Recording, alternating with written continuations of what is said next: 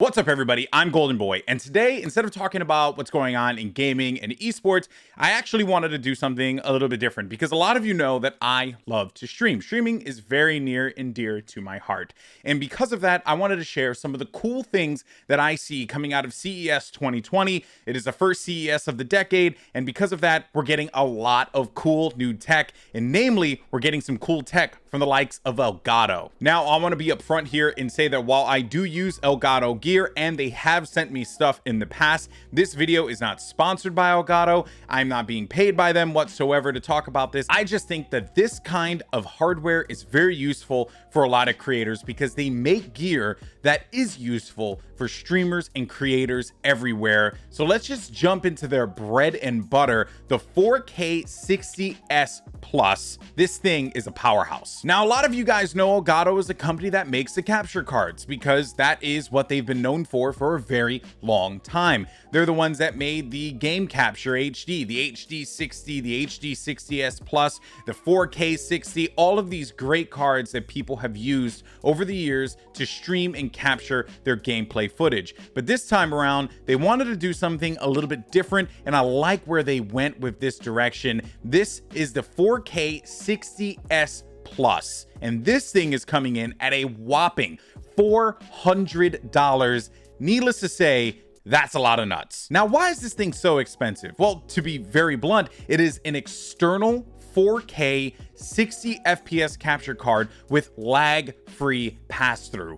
That's huge. That is stuff that you would get in your PC if you put it in a PCI slot, but this is different. You are getting yourself a hefty piece of hardware that is capable of being able to record great footage for you right on the box, and that is something that Elgato's gear has not been able to do in the past, and that is why this is so significant. For those of you who are content creators or maybe just people that like to record their gameplay, you could do so directly on the box. You don't need to connect this to a PC.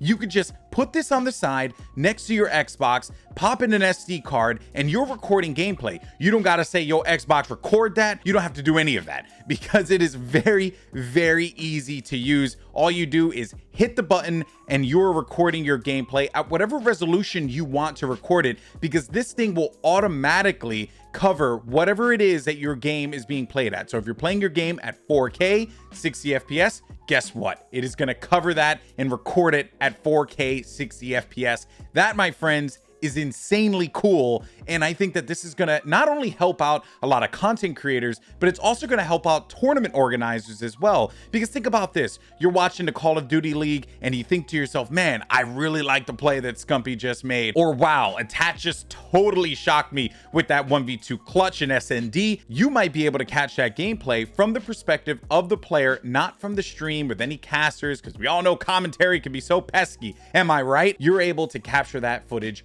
raw, and I think that stuff is just honestly so good. It's so useful for a lot of creators. Now, the next thing to come out of CES from Elgato is the Key Light Air, and the reason why this is so significant is because it's coming in at a lower price tag than its big brother, the Key Light, which is something that I use in my streaming setup right now. Take a look at this. Hit a button on my stream deck. Utter darkness. This is how it would look in my office if I didn't have these lights. And then I turn on the lights, boom.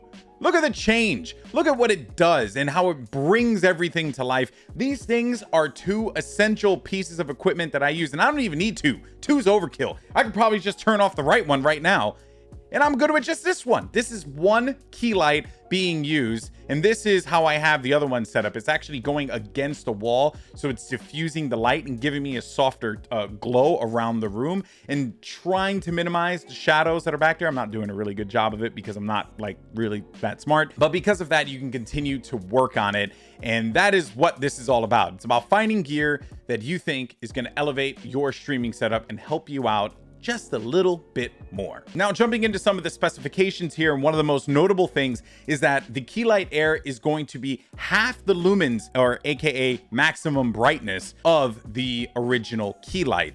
And that is the reason why they were able to bring the price down so much to $129 versus the $199 for the current Keylight. So the Keylight Air is going to be a whole $70 cheaper, which I think is going to be very useful for a lot of content creators that are on a budget, but also want that ease of use. Granted, this is still going to be an expensive light, and I think you could still get away with using a regular light, like if you go to B&H, or if you pick up something from like a IKEA or whatever. Like, I got away with just using a regular desk lamp and a side like tall lamp for like a really long time. That's all I used for a really long time. And it wasn't until I got these things that I really started to take advantage of my camera and take advantage of just my overall setup. But even then though, it's not necessary, but it is a nice additive. And the reason why I like what we're seeing here with the Keylight Air is because, unlike the Keylight, which has a mounting base that goes against your desk, this one actually comes with a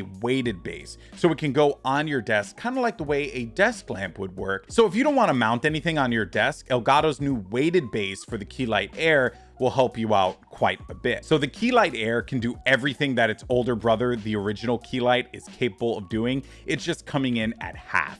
It is half of the surface area. It is half of the maximum brightness. Unfortunately, they couldn't half the price, but I still think $130 isn't all that bad for what you're getting and how much value these things provide for my current setup right now.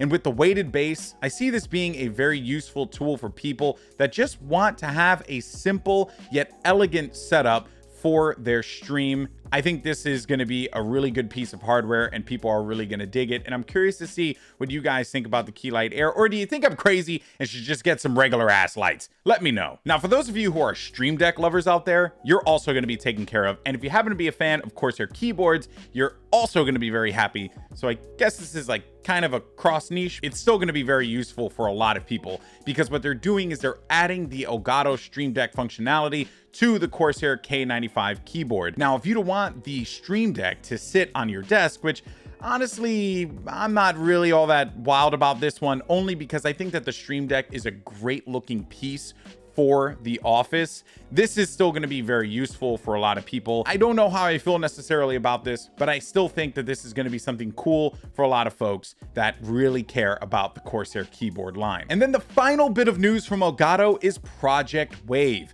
This is going to be interesting because it's a piece of hardware that is coming into a very crowded and competitive market. It is a microphone. Now, a lot of people have their favorites, and I have this one, the Shure SM7B, which is, in my opinion, one of the greatest microphones ever made. And I have no intention of swapping this thing out, but I am curious to see what Elgato does with their own microphone. They are very forward thinking when it comes to what is it that a streamer wants, but also what is it that would separate them from the pack. You can expect Stream Deck support. You can expect a lot of cool things to work with the game capture software and also popular software like OBS and Streamlabs OBS. This is going to be an interesting time. And with Elgato getting into the microphone market, I think it kind of opens the door for a lot of other competitors to enter into this space and get even more active with what it is that a streamer and content creator really needs. So that's it. There were a lot of cool things that Elgato talked about at CES, and a lot of it honestly caught me off guard. I wasn't expecting them to come out with the Keylight Air. I was expecting them to drop a 4K 60 FPS external capture card, but I didn't think that it will come with so much multi-purpose capability. And I think Project Wave has a lot to offer for people that are looking to keep everything in the Elgato ecosystem. This is a good time to be a content creator and streamer because people are making gear directly for us, people that like to make videos and broadcast their gameplay. So I want to hear what you guys think. Let me know in the comment section down below which piece of hardware from Elgato caught your interest, or maybe you didn't like any of it at all. Perhaps you didn't even like this video, and if you didn't,